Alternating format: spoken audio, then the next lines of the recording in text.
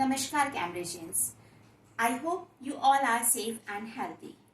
Children, today we are going to study the second part of chapter 1, Matter Around Us. On the basis of physical properties of matter, matter is divided into three categories: solids, liquids and gases. Now we'll discuss about the common properties of these three states of matter. First is shape. Solids have fixed shape. Liquids and gases, they do not have fixed shape. They acquire the shape of the container in which these are kept. Now the second property is volume. Solids and liquids, these two states of matter, they have fixed volume, whereas gases, they do not have fixed volume. The next one, that compressibility on applying pressure. Compressibility means when we apply force, we can change the shape of the container. Solids are least compressible, whereas gases are most compressible. If we arrange three states of matter in increasing order of their compressibility, solids, liquids and gases. And if any question is being asked to you that arrange three states of matter on the basis of their compressibility in decreasing order, your answer should be gases, first one, second, liquids and solids in the last position. Next property of states of matter is intermolecular force of attraction. It is also known as interparticle force of attraction. Due to this force of attraction, states of matter acquire a perfect shape. As you know that in solids, this force of attraction is maximum. In liquids, it always comes on the intermediate position, whereas gases, intermolecular force of attraction is minimum. Or we can say in this state of matter, this force of attraction is negligible. Next property of states of matter is expansion or contraction. Solids expand or contract very little on being heated or cooled. Yes, children, can you tell me the answer of this question? Why it is so? Because the intermolecular force of attraction is maximum in solids, so the expansion and contraction we observe minimum in case of solids. Next property is melting and boiling point. I hope you know the definition of melting and boiling point, the conversion of solid into liquid state and the conversion of liquid into gaseous state at its atmospheric pressure is called as melting and boiling. If we arrange three states of matter in increasing order of their melting and boiling point, gases always comes on the first position. Liquids as usual, intermediate and solids have maximum melting and boiling point. Again, why it is so?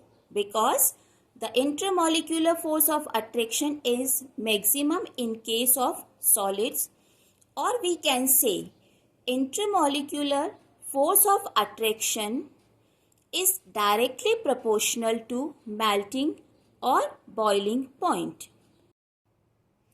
If we arrange these three states of matter in decreasing order of their melting and boiling point, solids have maximum, liquids intermediate and gases have least melting boiling point. In examination, if this such type of question you will get, then you have to correlate these properties with each other. Next property of matter is compressibility on applying pressure. Compressibility means when we apply force or pressure, if we are able to change the shape of that particular object, it is said to be compressible. We can give another term to this property, that is rigidity. Solids are least compressible, so they are most rigid in nature. Gases are most compressible, so these are least rigid in nature. In increasing order, or we can say the increasing order of these states of matter, solids, liquids and gases. Whereas the decreasing order of these three states of matter is gases, liquids and solids. Now come to the next property of matter, that is kinetic energy of particles. Before going to start this topic, I would like to tell you the definition of kinetic energy. As you know that there are various kinds of energy. Kinetic energy means the energy possessed by a moving particle or energy possessed by a moving object is called as kinetic energy. Again, I want to correlate this property of matter with the previous one. As we know that in solids, particles are compactly packed. The intermolecular force of attraction is maximum, whereas the interparticle space is minimum. So we can say that energy possessed by solid particles is minimum, or we can say that solid particles can vibrate, or the solid particles show only vibratory motion. Liquids and gases, in these two cases, kinetic energy is comparatively more, or we can say that in gaseous state, particles show maximum amount of kinetic energy. I just want to discuss one of the question related with this property, that is it gaseous particles exert force on the walls of the container in which any of the gas filled in it? Yes, the answer is that because the gaseous particles have maximum amount of kinetic energy, so they exert the force on the walls of container. In the same way as we have discussed previously, if we want to arrange these three states of matter in decreasing order, then this order will be gases, liquids and solids. Now let us summarize properties of matter in a tabular form. First is shape. Solids, definite shape. Liquids, they do not have a definite shape. Gases, they do not have definite shape. Second, volume.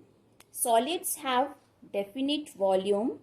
Liquids again have definite volume, and gases, they do not have definite volume. Density. Solids, they have high density. Liquids, less than solids, and gases, they have least density.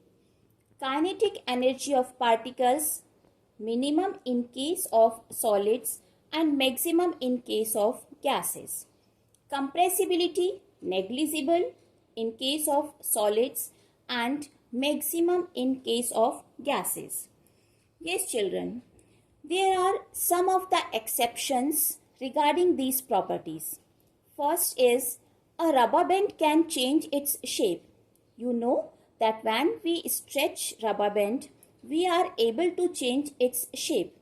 Still, we consider rubber band as a solid. Why it is so?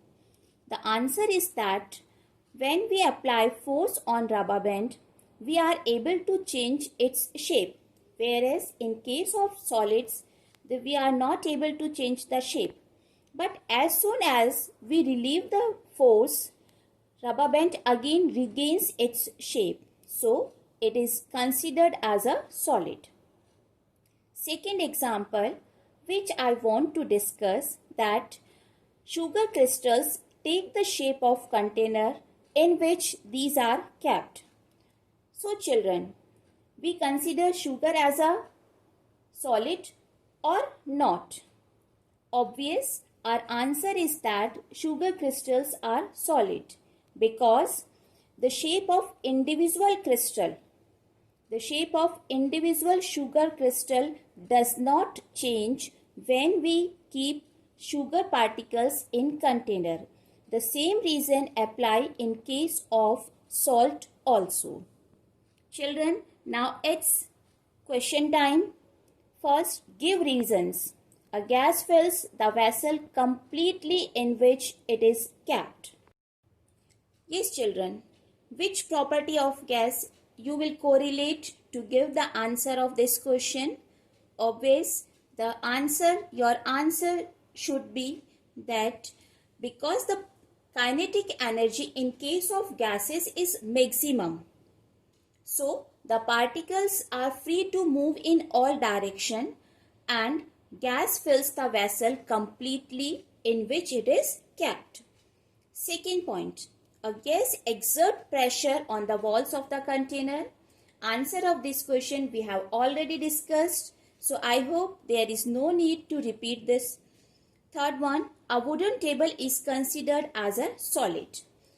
In such type of questions, you need to write down the definition, you need to write down the properties of solids. It means a little bit indirectly, the properties of solids is being asked. Why wooden table is considered as a solid? Because it has fixed shape and fixed volume. It shows the maximum rigidity, least compressibility, any of the reason you can give in the response of this type of questions. So children, I hope you enjoyed the class. This is the time. Then I have to say bye. Have a nice day. Thank you.